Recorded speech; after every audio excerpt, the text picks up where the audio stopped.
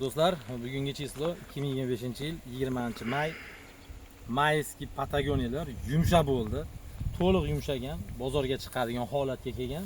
Xudo xolasa 2 kunda terimi bo'ladi. Mana olganiga baho berasizlar. 3 yoshli bog' 80 millionga sotilgan. Mevasiga baho bering. Juda ham qizarib, qora qizil bo'lib pishgan. Buni ba'zi joylarda ham qora qo'chqordan ot qo'yib olishgan. Bunisiga ham baho berasiz. Bu o'zini o'zi changlatadi. Mana changlatuvchi bunga shart bas.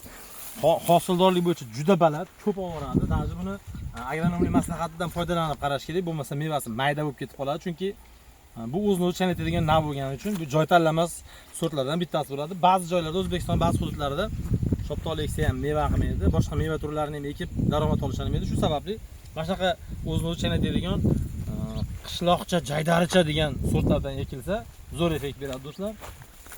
Bu tomonlarni ko'rsating. Barchasi birdek meva olgan. Mana.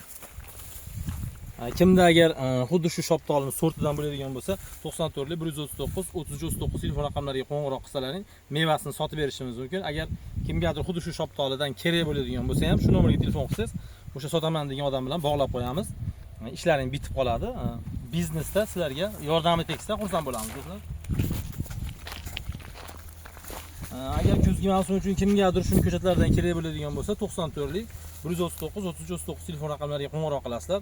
Hozir bunga yeymiz, rosa yumshab pishgan joyda men orqali mazasiga baho beramiz. E'tibor berib ko'ringlar, rosa pishgan. Ichi ham o'ta shirin bo'lib ketgan.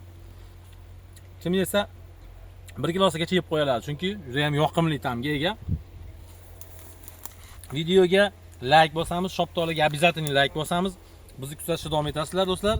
Agar kimgadir yordamimiz tegsa, xursand bo'lamiz. Sog' salomat bo'lasizlar, do'stlar. Bizni kuzatishda davom etinglar.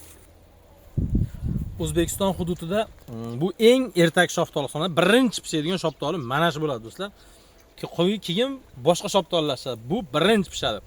Qani kommentariyada bundan oldin pishadigan shoftoli bor yo'qligini yozinglarchi, bitta ko'raylikchi. Sog' salomat bo'lasizlar, do'stlar.